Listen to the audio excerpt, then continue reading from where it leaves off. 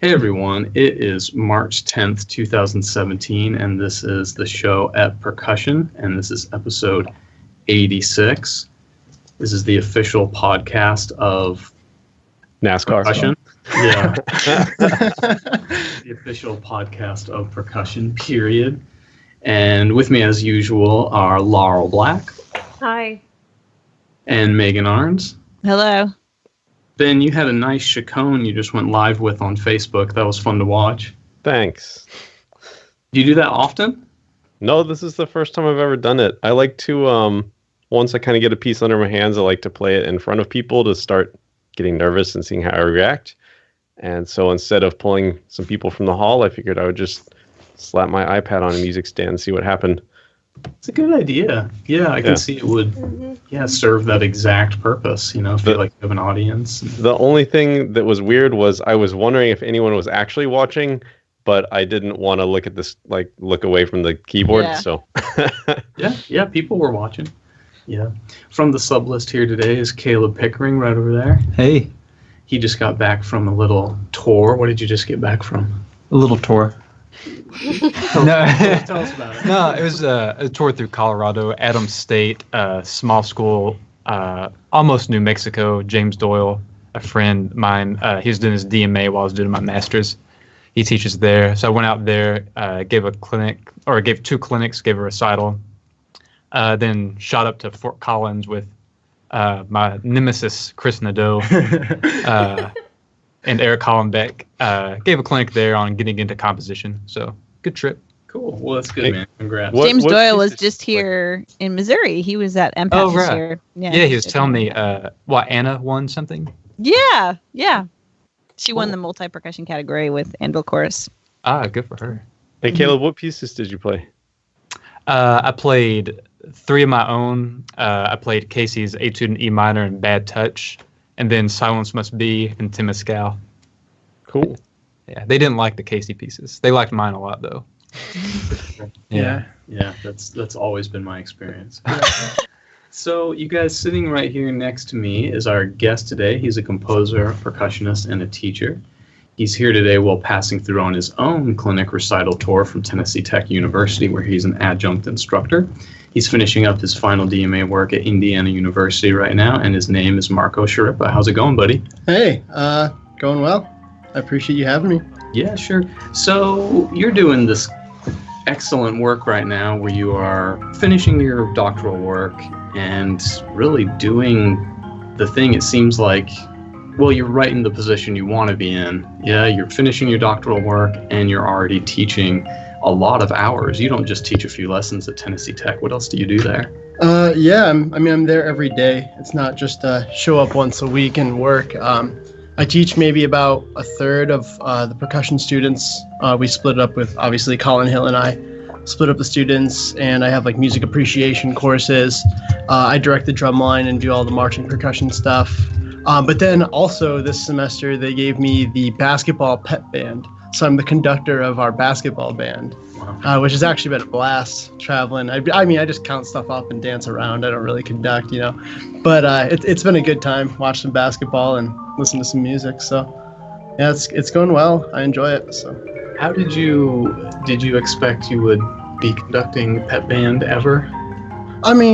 No. Basically, I'm there sort of to take some of Colin's responsibilities.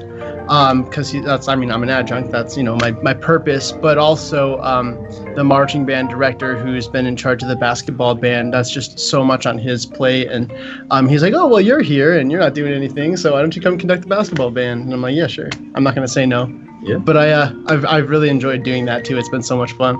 It's excellent. Yeah. One of my colleagues here, Gary Westbrook, who does the marching band and the basketball band here, on Laurel, what day was that we had David Maslanka here? I guess it was Monday. Yeah. Was that last week? I can't even remember. Anyway, Gary had a baby. His wife delivered a baby a week and a half ago, and then a week later he had to leave on a basketball tournament. Yeah. Oh. So Gary's in Colorado right now, and his wife is at home with their 1-week-old son. Oh, you couldn't send a sub? Apparently not. I think I was on the sub list, but for some reason he didn't ask me to go. So maybe he didn't want to be at home with a new baby. Yeah, he might be like, dude, I can get some sleep. Yeah, maybe. Yeah, that stuff is hard work. Lots of trips right now too. So Yeah. that's cool. You're traveling to tournaments. I didn't get to, before I left on this tour, I didn't get to practice for like 3 days because we had our conference tournament and we had to drive back and forth to Nashville every day. And yeah, I mean, it's fun obviously, but you miss out. And we had actually Casey in as a guest artist, and I had to miss almost all of his time there because I was down at basketball games. But Summer. Yeah. Is that how you guys? I'm just curious about the connection between you guys. I was noticing that you went to Zelzman Festival. I don't know. Did you guys meet there, or how did you all meet? I think Yeah. that's right. That Yeah. was the first time. I was there as a student. I actually had like a lesson with Casey. Mhm. I think it was 2011. It was a brilliant lesson. Yeah, it was amazing. Life-changing. Yeah, brilliant. Yeah. We got coffee, I think. Yeah. We didn't even I think play. it was at 8 a.m. So yeah, it was tough. Brilliant. Nice. Yeah. Yeah. Tough on everyone. That was 2011, I believe. Might have been the year. Sounds right. Yeah. Yeah. Well, while we're on the topic a little bit of TTU, we have a Facebook question from Luis Raymond Kolker asking, what has surprised you the most about your first year with TTU, and how have you managed, quote unquote, selfish work such as composing and practicing compared to your teaching? Selfish.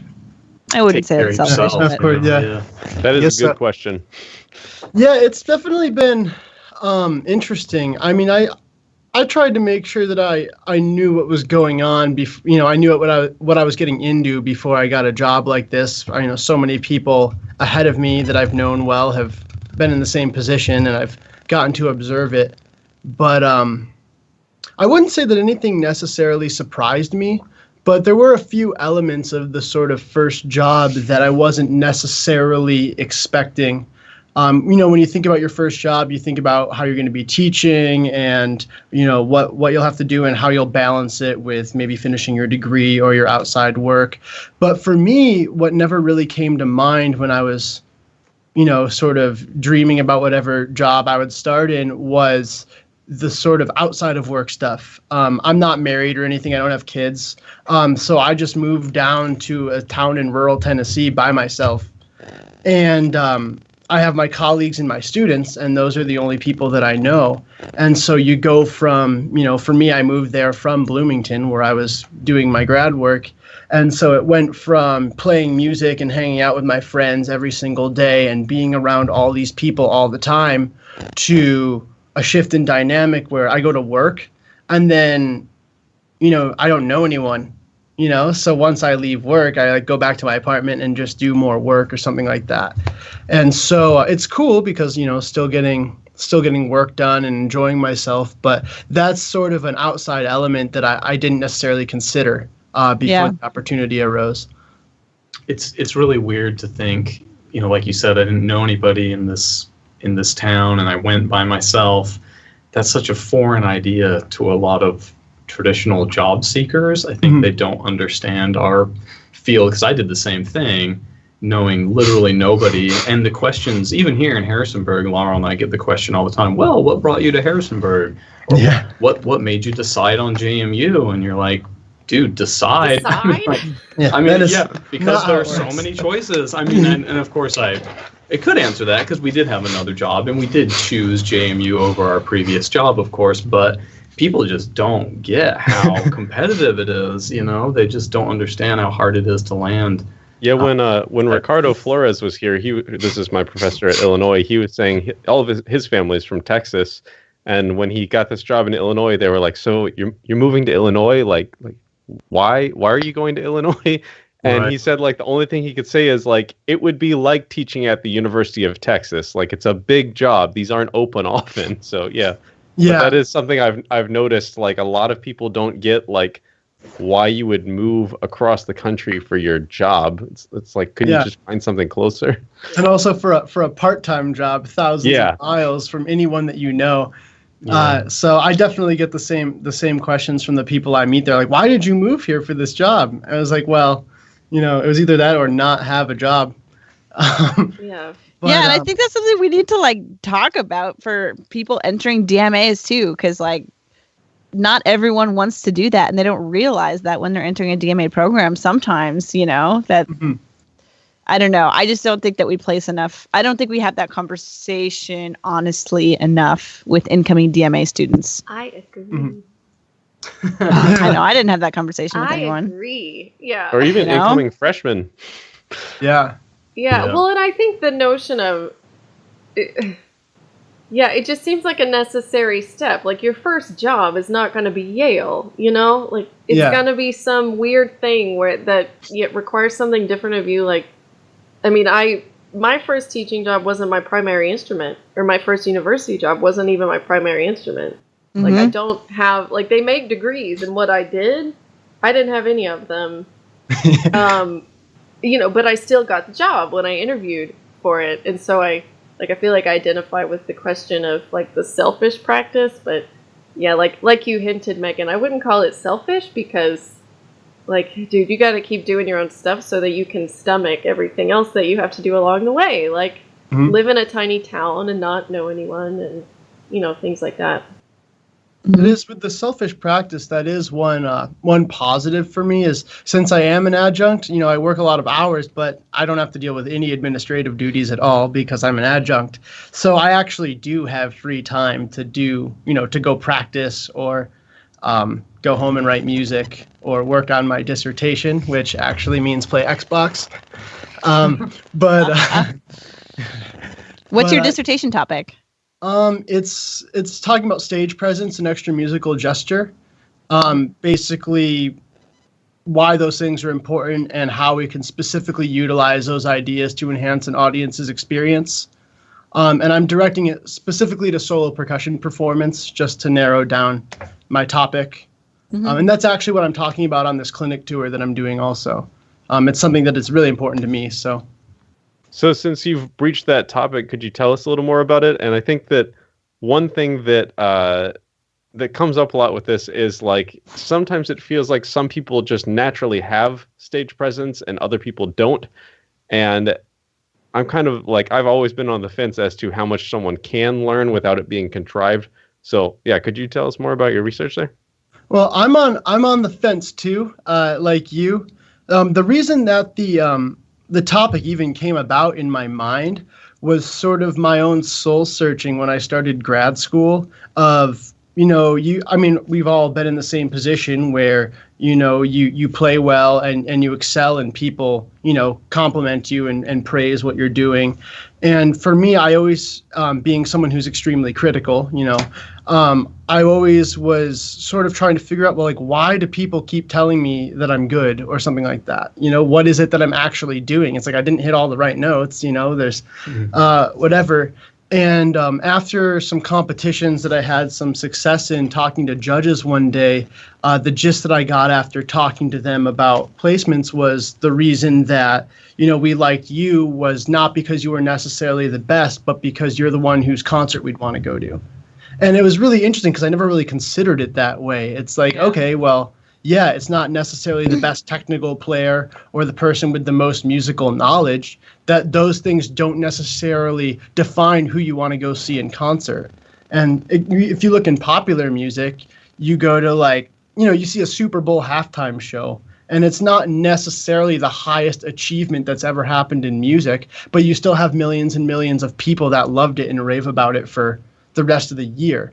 And then Yo-Yo Ma can give a concert and 300 people go, and most of those people have never heard of Yo-Yo Ma. And yet he's one of the greatest musicians that you could possibly fathom. And so I think that when I realized that that's something that does come naturally to me, that thinking of how can it doesn't come naturally to everyone. And so how can we help build that intuitive ability for people, incorporate it into pedagogy maybe, and use that to so I saw that, by the way, and use that to sort of build our area of kind of Western concert music, 1% added visual effect and stage presence to someone's performance is infinitely more than 0%. So I think we can really do a lot to increase an audience's experience with the music that we play. Great. Yeah. Yeah, this is a big passion of mine, Marco. I don't know if I told you that last night. Yeah, I knew that. I meant to talk to you about that while I was here. Yeah. It's like a huge, and I made a class about it, and I've talked about that on the podcast before, so I won't go into that. But yeah, I feel like in terms of can people learn it, I think people have to learn how to externalize truthfully a little more than makes them comfortable. And I think that's all that it takes, because something that I wrote a lot about in grad school and that I still think about a lot is this idea of false gesture, which connects to what Ben said about it being contrived. Like when a pianist, they hit the chord and then they bob their head 3 times and you're just like, oh, God. Yeah. Like I know you've been, like somebody coached you to do that, didn't they? Or like were you tilted really? Yeah, but to get everyone to move in a way that is authentic to them, you know, and like expressive Absolutely. within how they like to do it. Because I haven't seen everybody here play marimba, but I have friends who are kickers when they play. Like they kick a heel up when they play marimba. Like I'm a 1-footer. I stand on 1 foot a lot of the time. Casey is like headbanger, and like everybody has some way that they move that projects some some type of energy inside to the outside. And yeah, I feel like that's the key in helping people figure out what is your way of like this movement, this physicality or gesture that you're talking about, that where you're not lying. They know you're not lying, which makes it awesome. Yeah. I know it's your turn, Ben, but this is super related. The best way I've heard that worded was on a Bill Hicks documentary. It wasn't how I just said it. No. No, sorry. Continue. So it's a little simpler in this. So Bill Hicks, like a stand-up comedian who's pretty like combative and yells at the audience a lot and smokes and drinks on stage. And but Bill Hicks documentary called American: The Bill Hicks Story. One of his friends just described why they think Bill Hicks is good, and simply said Bill Hicks is like any other comedian except his inner voice matched his outer voice. And I thought that was really cool. So I think we all have that. We have to find like, that's okay, cool. What's the right rep? Or maybe it's not even percussion. Maybe it's not even music, but like something matches your inner voice. I thought that was a really, really cool way to put it. I tell my students to play like no one is watching. Yeah. That's the way that I think of it for myself. The way that I would react to this music and how I would play it if no one was there to see me is the way I want to play it on stage as well. Sure. Yeah, it kind of brings up another thought for me, and I was looking online, scrambling to try and Google and find this article, and I couldn't. I'm sure it's out there, but we're talking about all the sort of internal factors about a performer. And Evelyn Glennie, a while back, several years ago, shared some great thoughts on, I think it was, she went to the Disney Concert Hall in LA, and she said she went there, I think, to play a concerto with the orchestra. And they had all these, fancy lights that could, change color and change position and shape and all that sort of stuff. And she asked just for a very modest, okay, well, in the second movement, can we do red lights on stage or something like that? And the lighting people said, no, we can't do that. And when she asked why, they said, well, this is a classical concert. We don't use those for classical concerts. And she was like, well, but I think it would, draw the audience in and enhance the music if we could do that. And, she wrote this whole sort of, not rant, but sort of essay on, why is it like this? Why are we so stuck up and staunchy about this sort of thing? And I don't know, at one rate, you don't want your solo percussion recital to be a laser light show. You want it to be a solo percussion recital. But at the same rate, for certain pieces, I don't know if you guys know the piece Apple Blossom, it makes total sense to dim the lights or throw up a different colored light or, something like that. I don't know. I wonder just my little rant. I wonder if that's a union issue. Like the contract says that they must have this much light, so they can read their music, and so the older folks in the. If that is, it wasn't. I mean, it wasn't stated in this thing. And I mean, when they do concerts, I mean, symphonies will do a concert with a film or something like that, and they just have stand lights. Yeah. So yeah, I mean. That wasn't a factor that she discussed as a possibility, but whether it was or not, I mean, generally symphonies are very conservative in their sort of stage choices. Yeah. Or maybe it was a union crew issue. They don't have the same number of techs. Yeah. So. Yeah. Or maybe they're just jerks and didn't want to do it. That could be. But I mean, I saw Evelyn Glennie in like 2003 at University of Richmond. She did a recital. And I still remember to this day when she did Prim, they had the whole stage black with this sharp overhead white light on top of the snare drum. That's awesome. And it was like, that's how you should perform Prim. Like, that's the definitive answer for how Prim should perform, you know? Or like Paul Rennick has this great story about, this was before my time, she came to UNT and she played UFO by Michael Dougherty. And Paul said she comes out on stage in this aluminum foil jumpsuit. And you're like, what is she wearing? But then as soon as she played the piece, you're like, that's exactly what she should have worn for that. That makes so much sense. Mm-hmm. So yeah, I don't know. I think it's an interesting discussion, especially when you're playing contemporary music. I mean, Bach, I think probably the light should be up, pretty normal lighting, normal attire. Yeah. But yeah, something by Michael Dougherty or, you know, I don't know, the Schwantner Percussion Concerto, some sort of theatrics sort of makes sense, especially as a percussionist. Mm-hmm. Yeah, I think anything that helps you focus in on just that, you know. Yeah. Stage. Well, and even what you say, like, Bach, they should be this way. Like, I mean, in his lifetime, I don't think he was always super serious. You know, he wrote the Coffee Cantata. True. But I'm just saying, you know, I wouldn't put, you know, like a laser light show up for playing a Bach, you know, violin partita or something. Oh, no, but I would like blue jazz if I thought it applied. Hey, Ben, you were going to tell us a little bit about Gary Burton's decision to retire. Yeah, I don't really have a whole lot to tell about it. I covered Gary Burton on our shared birthday of January 23rd, way back on the Warren Wolf episode. Yeah. So if you're curious for more information on Gary Burton, check that out. But basically, I have the news flash or news release, whatever, here from his website on February 24th. It looks like he announced, Gary says, I've been preparing for this for the past 2 years, gradually reducing my commitments and making the final decision for when to step back from my 6 decades of performing.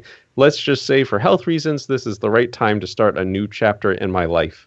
And as of today, Gary Burton has 1 week of performances left. He has 6 performances left in his career. So by the time anyone hears this, he will be done with his performing career, which I just, at this young age, simply can't fathom, first of all, having a 6-decade-long performing career, and second of all, deciding it was time to retire from it. But yeah, congratulations, Gary Burton, on all the great years of music.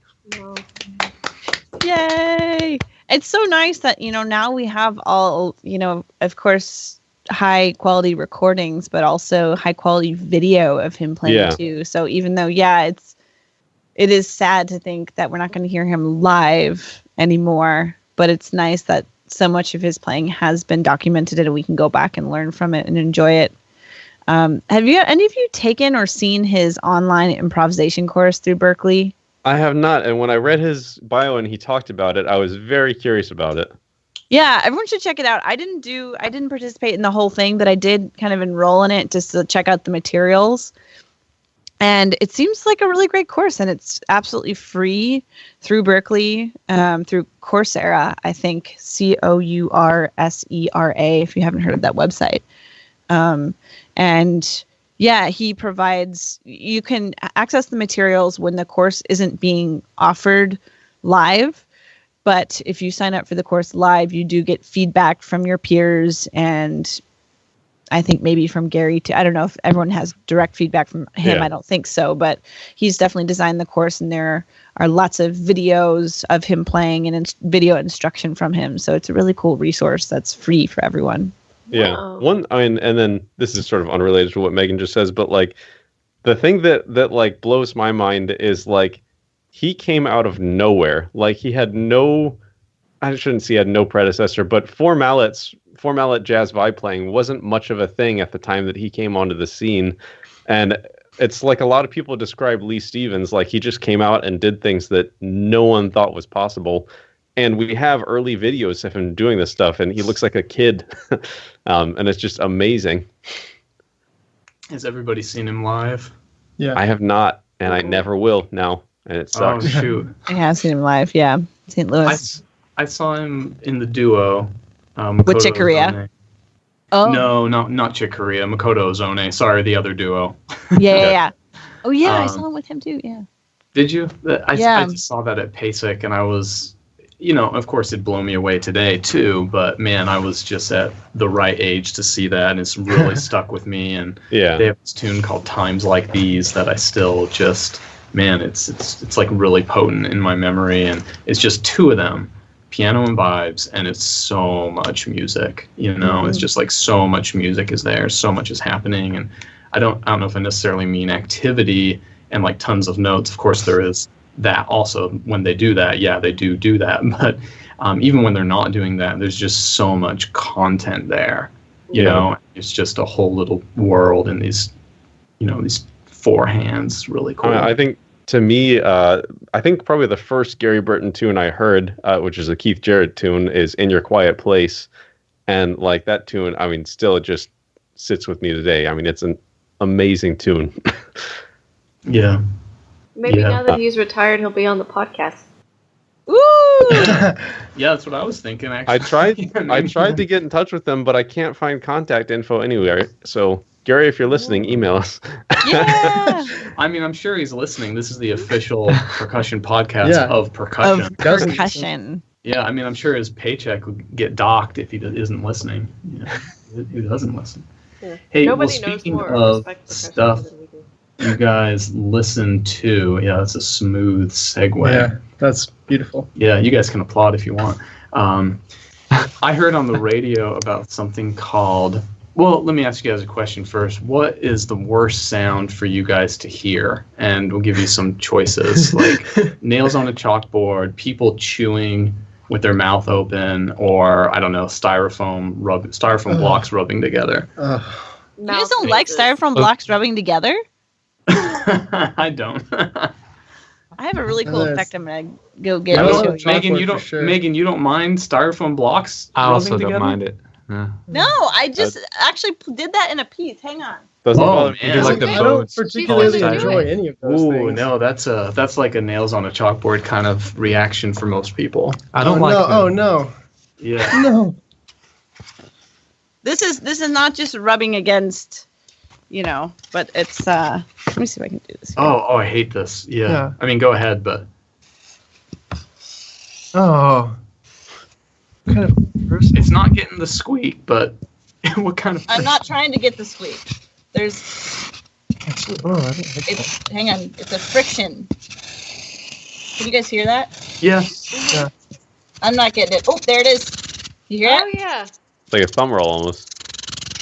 sounds like an angry dinosaur. Well, that sounds great. Well, but yeah, it that's- is cool. That cool? sounds Yeah. that sounds great, but I don't know if that's the textbook squeaky styrofoam. I know. I'm just pointing out that styrofoam and styrofoam. Oh, it can be is not cool. all bad. But you have to have a square and a rectangle. I mean, a rectangle. Gotcha. Wow, way to go, Megan. I had no idea. So, Yeah. when used in the hands of an expert, this can sound Thank you. sound quite wonderful. It's like the oboe.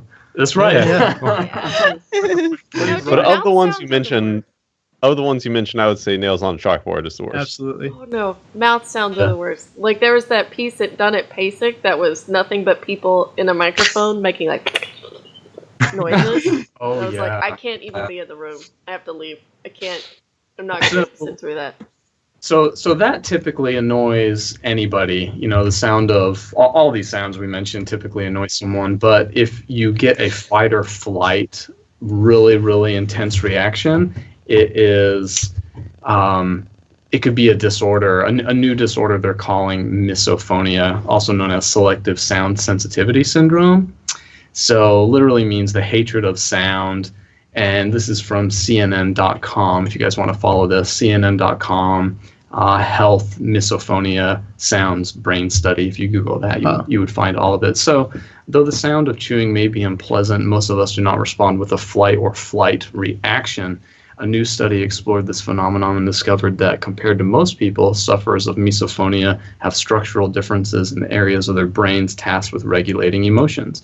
Misophonia, the term itself means hatred of sound, says Sukhbinder Kumar, lead researcher and research fellow in the Institute of Neuroscience at Newcastle University in England. It shouldn't be taken to mean that people with misophonia hate all sounds. No, only certain specific sounds invoke a strong negative emotional response. And if you look up some of these videos and interviews, it's intense. These people aren't just like annoyed and like, oh, I have to leave the room. But, one video, they have this young man, big guy, like athletic, big guy, biceps like bigger than Ben.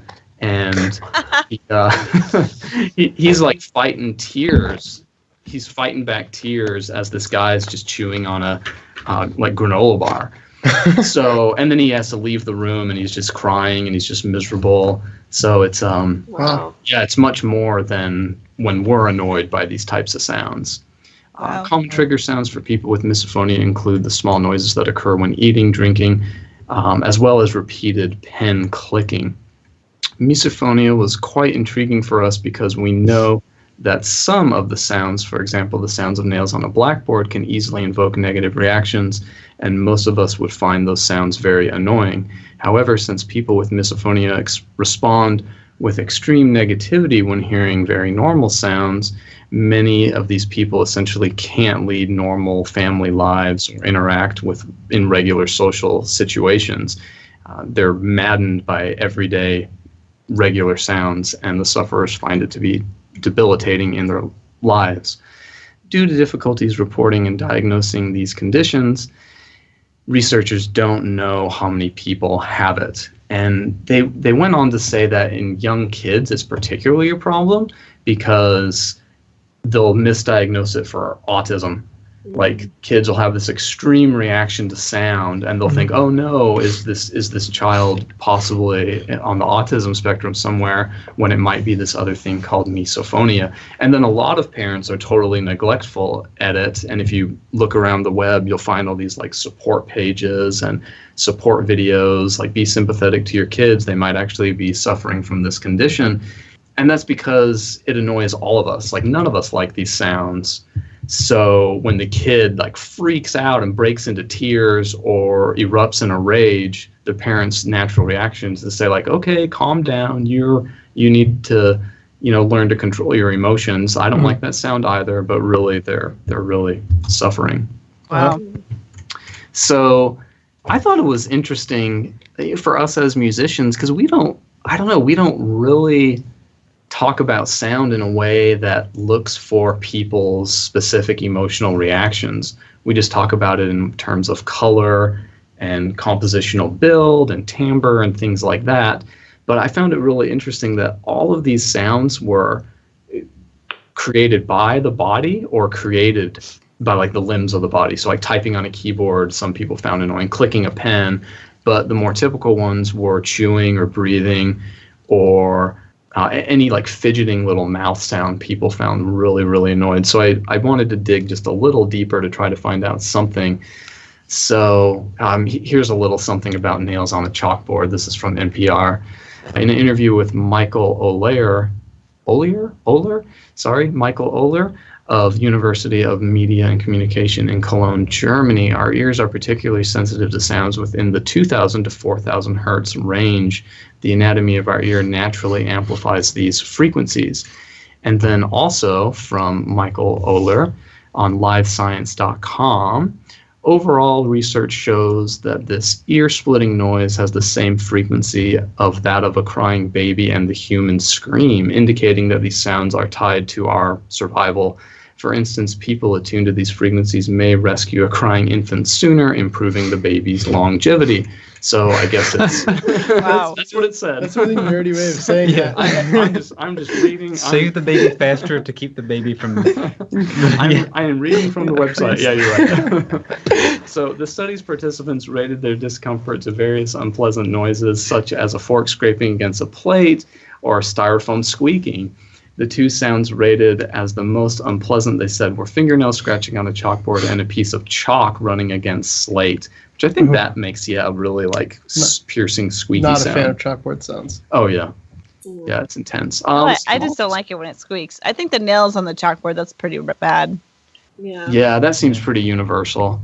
Yeah. Yeah. So the gist is like the nails on a chalkboard are thrown back to, oh no, pterodactyl's coming, like Maybe. something bad, or I think that's what they suspect, and I think it's because of that frequency range. Let me read on. He goes on to say that they're just speculating about that, but I don't know. Have you guys ever had a bad reaction to someone screaming? I've been stopped in my tracks by someone screaming. I mean, I guess it depends on the context. Oh man, I was with some a friend and her roommate. This is in Houston, and we were playing cards, and one of these girls just started screaming really loud, and the other one cued off of her and started screaming as well. So girls are screaming, and I couldn't have moved if I wanted to. I was just terrified, and I thought for sure there was a guy wearing like a butcher's outfit and a bloody hatchet like in the doorway, because they were looking in the doorway, and I didn't believe what I was seeing. I saw nothing in the doorway, and I thought, no, there's certainly something terrifying that they're seeing that I'm not. But it turns out a rat ran across the floor, and then Oh, come on! it was a big rat, I think. But one, I know, I'm sorry, that's such a girl scream story, but this is what happened. They're misrepresenting all of us. What's that? I said they're misrepresenting all of us. I know. But anyway, so because they were both anyway, I couldn't move. Like I literally couldn't move. I was stopped in my tracks, which made me think like, wow, like if someone is attacking someone else or something, yeah, you scream, and yeah, hopefully that's kind of what that's for, Or you need help, you scream, and people have this instinctual reaction. Well, I think it's interesting. As a side note, have any of you ever been on an airboat tour? Airboat. Where it's like in the land and the water?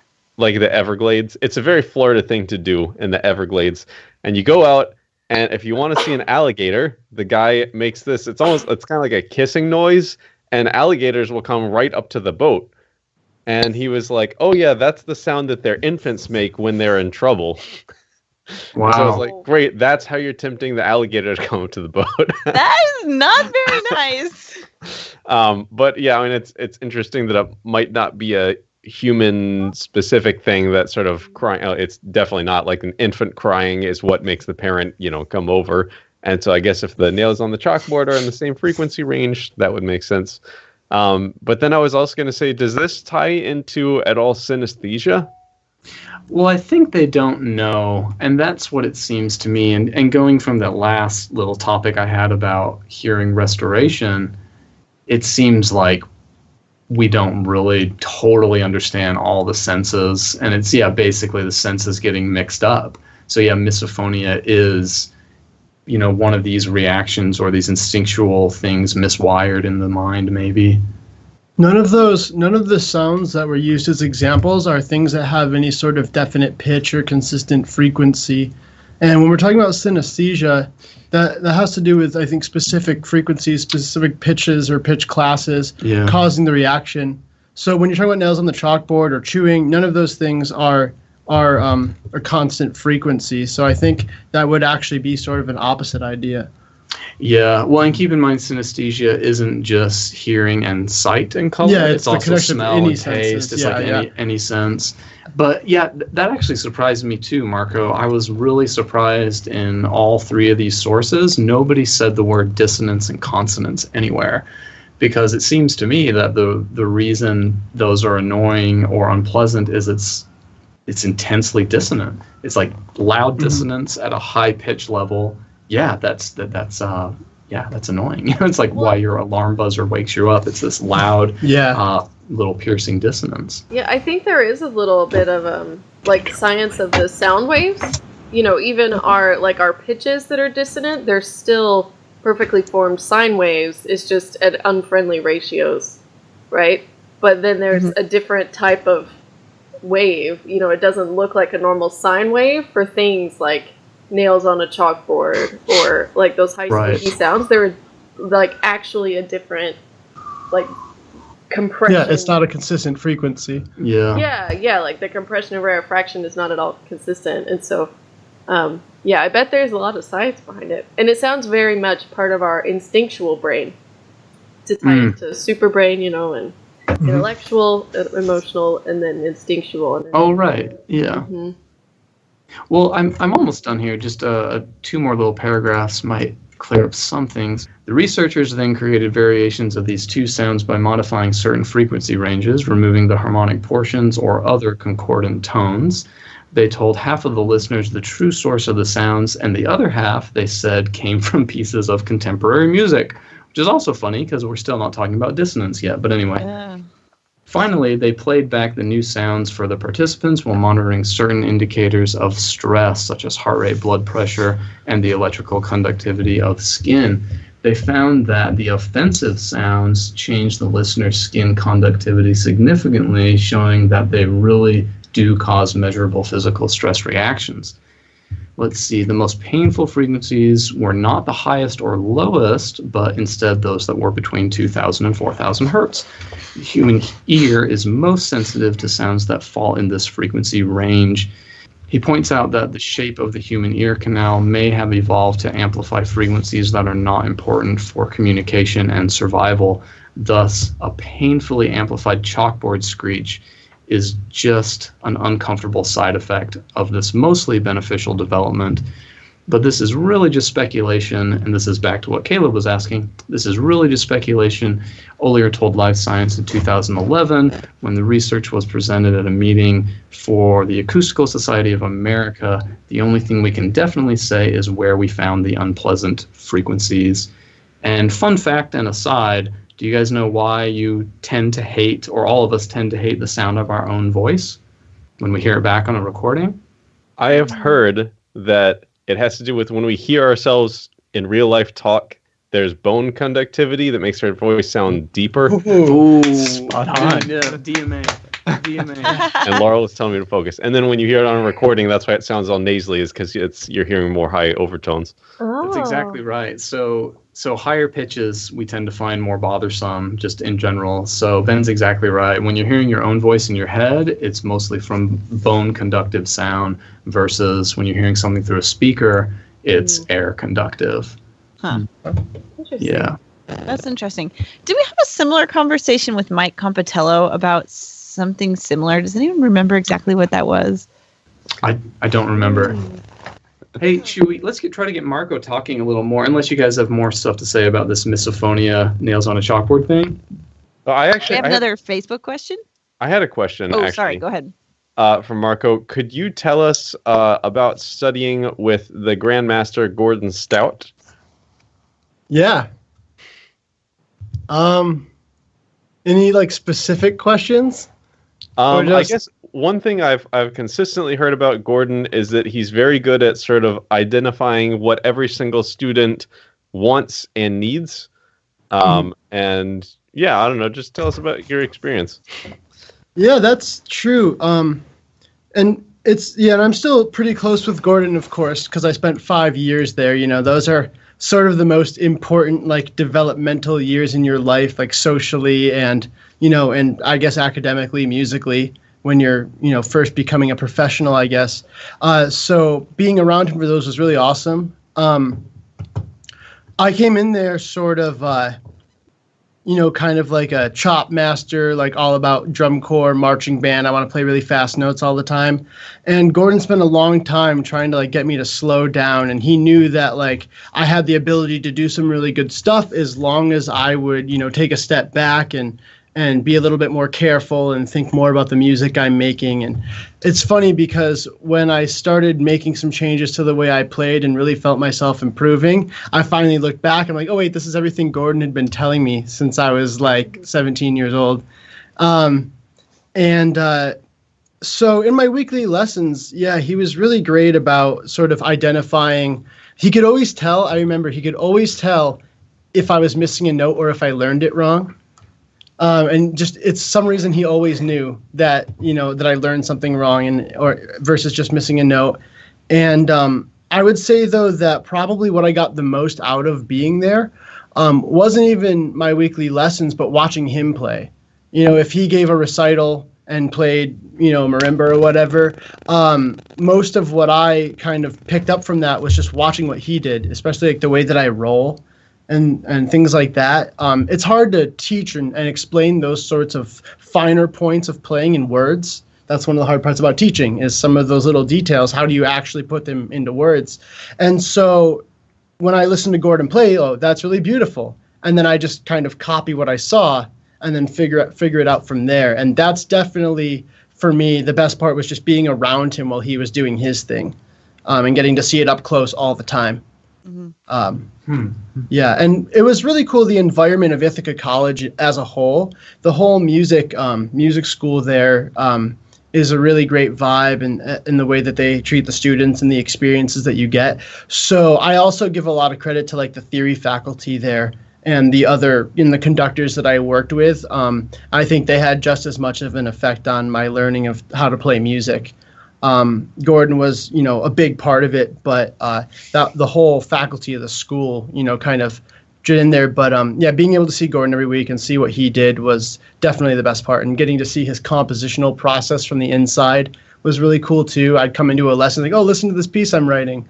And I would kind of get to see, you can sometimes, especially when you're younger, you can put some of these people on these pedestals of like, oh, this is that name that I see and all these pieces that people play. And you don't even really think about like, oh, that's just like a piece by like a dude, that like wakes up in the morning and like eats Raisin Bran or something and then like goes to work. And so that was also really big. It's just getting to see him be a real person that did real person things. And yeah. Did he have any effect on your composition process? Yeah, a lot. He was a huge influence on me. Obviously, I know his music, his whole repertoire like pretty well because being there a lot. And there were a couple times when I was younger where he would sort of give me some instructions on try doing this when you write your next piece, or like, some exercise that I would do, and it wouldn't necessarily turn out well, but it definitely gave me food for thought for the future. And, I get really, this might come up later, but I get really influenced in my writing by specific instances and specific pieces. Like, oh, these two measures in this piece, I really liked what happened. And that inspires me to write an entire piece based on like this one small cell of music. And there's certainly parts of Gordon's music that he's written that's caused me to do that, for instance. Yeah. It's nice to hear you say that it was beneficial just being around him and in his environment and seeing how he operates. I sometimes, it seems teachers have that way, or they have this really strict, like, specific pedagogy that I don't know if it's necessarily strict, but it's specific. Yeah. And they want to take you through these things and have you do this and that, and this is always the plan. And I don't know, it's nice to know that, okay, both are really beneficial, and one of our masters out there does the just kind of bees himself strategy, and it's really useful. For sure. So I have a question actually, is related to what Marco was saying about like he learned so much from being around Gordon and watching Gordon perform. And just a couple of days ago, our horn professor here did a recital, and I played on a piece with her, and it wasn't super well attended. And it was mostly her students that went. And I was a little kind of weirded out that my students didn't come because they knew I was playing, but I was even more weirded out that there were almost no other brass players there. And so I was curious, have any of you ever gone to a non-percussion recital? I'm sure Laurel especially has, a non-percussion recital that has like heavily influenced your playing. And John Parks has another story about like going to a singer's masterclass, and it was super influential on him. I mean, yeah, for sure. Absolutely. Yeah, absolutely. Man, like I think piano rep has influenced my marimba writing more than marimba writing. And, hands down, I mean, for me, just seeing pianists do these like 3-hour recitals completely from memory, and then we complain about having to memorize 20 minutes of our recital. It's like, God. Yeah. No, I think that's huge for me. I mean, I was always one of those people where, like, I gave a lot of performances, a lot of recitals, especially when I was in undergrad, and I always wanted people to go to my concerts, so of course I was going to go to theirs. You know, they're my friends, and I want to support them. And so I ended up becoming familiar with a lot of repertoire for non-percussion instruments, and that's really big for me. I would leave some of those recitals, especially if it was a really strong performance, super inspired. Stuff like the Bernstein Clarinet Sonata, or like some of the woodwind music of like Robert Muchinsky, stuff that we as percussionists, you know, we don't play either of those composers. And Muchinsky, I think, wrote like a timpani solo. Yeah, and he wrote like a 2-minute percussion ensemble piece. Yeah, 3 designs. But I mean, you know, that's not like how many percussionists know who Robert Muchinsky was, you know? Yep. Right. And getting exposed to that music by just making sure I stayed open-minded and supported my friends who played other instruments. And that's even on this tour. I'm playing my adaptation of the Hindemith Solo Viola Sonata, Opus 25. The whole thing, it's 5 movements, and I just reworked it so it worked on marimba. And I would have never heard that piece before if one of my close friends hadn't performed it on a viola recital. Yeah. That's huge for me. Yeah, for sure. I was practicing some Hindemith today. It's hard. Yeah. The piano stuff is really hard. Hey, I see a question from Alan Lang. He's an older student of Laurel and I's from Concord University, and he saw Marco when Marco and Sean Gill came through, and they did their recital for us there at Concord as our guests. So Alan says, hey, what have you been doing to continue to grow in your career since we last saw you at CU? Sure. Yeah, I mean, that's pretty general. I guess, you know, getting the college job and starting a doctorate. Well, since then, I guess I think it was the beginning of my master's when we were there. It was a while ago. Forever ago, yeah. Yeah. But yeah, lots of stuff. There was starting the new degree and getting the job. I guess I don't think I was even published. Like, my compositions weren't even published at that point. Mm-hmm. Yeah, there's just a little bit of writing. I guess the main thing, other than just the kind of stock expected stuff, is just really working hard to get my composing out there. And another Facebook question is kind of a funny one, but actually I think it's, I don't know if it's a joke or not, but I know you're way into games. Yeah. So Nathan Siegel says, what is your favorite Mega Man game? Yeah, and I know Nathan. We went to Indiana together. Yeah. So, and, you know, he's being funny. But, yeah, we actually kind of talked about this last night. My whole thing was sort of a dichotomy of, is it the best Mega Man game to play or the best one to listen to the soundtrack? Yeah. And because to play, it's Mega Man 2 and 9 and Mega Man X. But the soundtrack, we had a little argument about this, but I say Mega Man 5 has the strongest soundtrack. Laurel's just saying, like, oh, God, is this over yet? No, Definitely never played any Mega Man. All my friends know, like, oh, that's the point when Laurel just, like, gets up and leaves the room and doesn't say anything. Well, if the one listener with input, you know, add it to the YouTube comments, you know, what's your favorite Mega Man game? You know, I thought about what we were talking about. So mine, by Marco's metric, if you're counting the music and the gameplay, it's Mega Man 2 both times. And of course, I was 6 years old, so this was like the coolest thing in the world. It came out in 1988. But I was listening to the music a little more because we had this conversation yesterday, and I figured out, so along from the melody being really tuneful and singable, it also, there's always, and not that I looked at every single tune, but I looked at some of the ones that are real memorable and come back to me. But there's a driving tempo, and then the melodies tend to kick off at a syncopation and finish at a syncopation. So they tend to stay syncopated within that drive. Yeah. And I was listening to that compared to the one that you said you liked, and I didn't hear that. Yeah. So whatever. I mean, it's a totally opinionated thing, but I think that might be why I liked that makes sense. The ones from 2 so much. Yeah. And like it's not just the tempo, it's the melody assists the drive of it and the direction and like the forward motion. So it almost feels like there is I don't know. You're right. It's digital music, but it feels like they're on the front of the beat all the time. Yeah, there is a lot of straight-ahead music in Mega Man 5 now that I'm thinking through the soundtrack, because my encyclopedic knowledge of Mega Man soundtracks that is relevant to percussion. It is impressive. But that makes a lot of sense. But the thing is that regardless of which game it is, all the music makes me want to move my body, you know? And that's why for those of you who don't know, If you warm up on snare drum or something, you have your metronome, you play your exercises. I use the Mega Man soundtracks. I have a playlist of all the 8-bit Mega Man game soundtracks, and that's my metronome when I play snare drum. That's great. Yeah. It's fun. I got a little sidetracked, but I had to drive 5 hours on this little tour, and I listened to Rediscovered. Have y'all heard Tristan? I think it's Tristan Parrish or Tristan Perrick. No. He wrote Parallels and some other stuff for the Me and Perkins duo. He does a lot with like Tristan 1-bit. Parrish, I think, yeah. Yeah. But he has a 1-bit symphony. It's about an hour, and it's all 1-bit music and 4 movements. That's awesome. And it's cool. Pretty amazing. That's pretty cool. I've heard that too. I gotta check that out. That's cool. Yeah. Yeah, I did not know the name, but I have heard that 1-bit symphony before. Yeah. But I think it's worthwhile to talk about video games because I consider, for the most part, it's a completely legitimate form of art that I still feel falls in line with literature and music and architecture and everything that we consider, sort of artistic expression.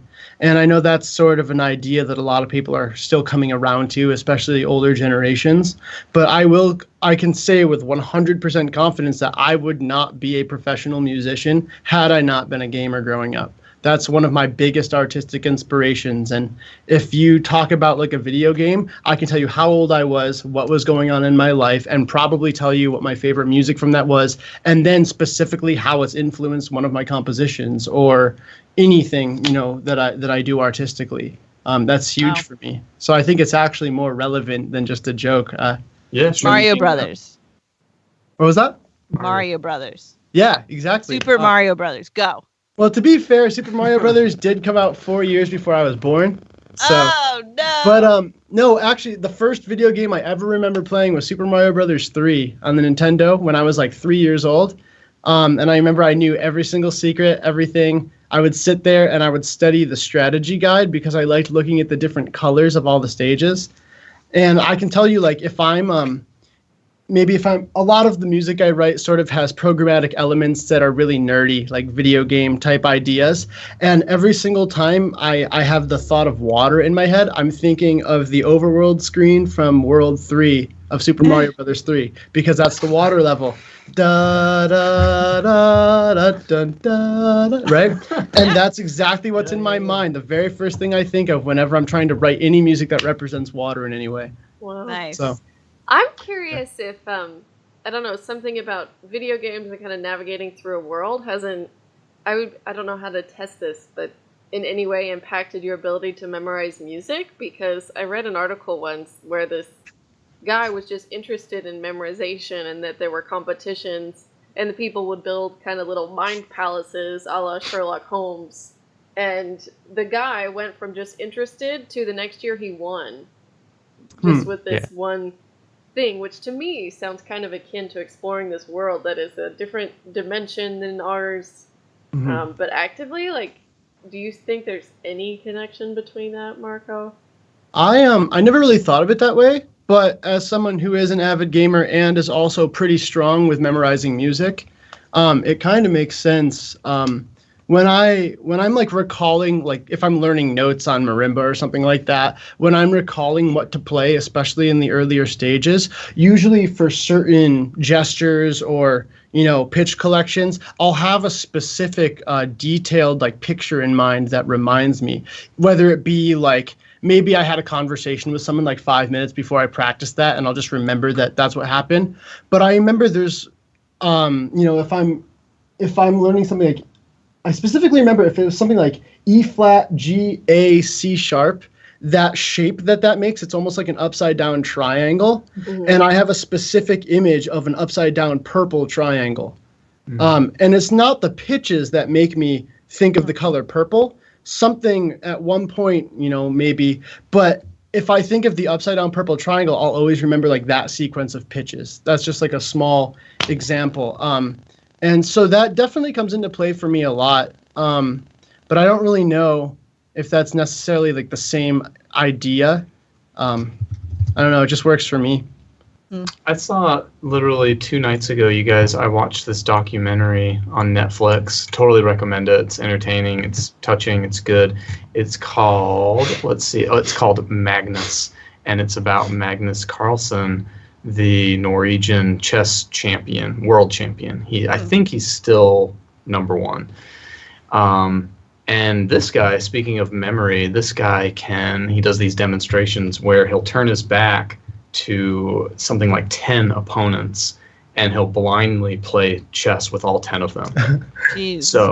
So of course you can communicate your moves by saying, king to f2 or pawn to f3 or whatever, and he'll keep track of all of the matches, and he'll win all the matches, but then he can also recite all of the matches, and he can write it all.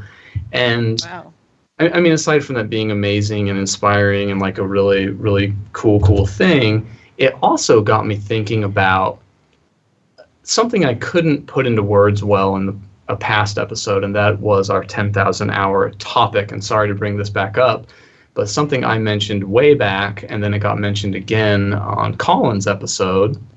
But I mentioned this statistical bias in Anders Ericsson's initial study, and this is not my idea, this is something I read, saying that there's a statistical bias to pool students at the Berlin Conservatory, and something I saw in this documentary makes me think I know why now. So when Magnus was a little kid, he wasn't playing chess yet, but he just exhibited all this odd behavior. Like he would get a Lego set, and his dad says he would work on this one train Lego set for 6 hours straight without stopping.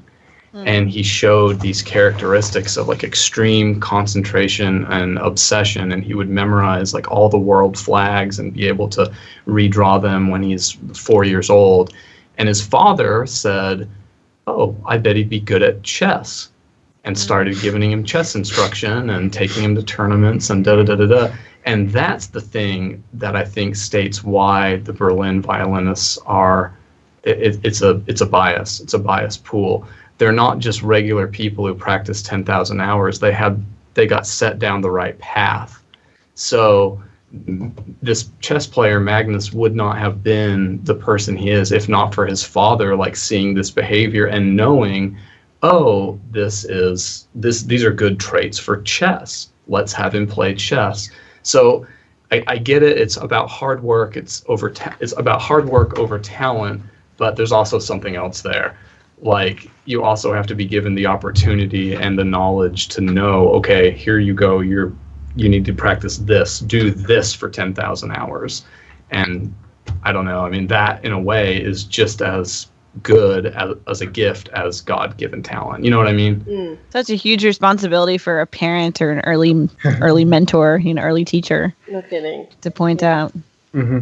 Yeah. Casey's dad talks about they were at a concert or something at the park, one of those like outdoor concerts in the summertime, and the family was ready to leave, and that Casey was just like staring at the musicians, and the family was like, "We're ready to go," and Jim. Oh, my Casey's dad said was that? like, "We can't go yet. Do you see this?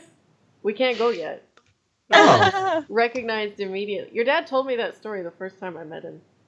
See, he's never said anything nice to me, only to you about me. Got a question.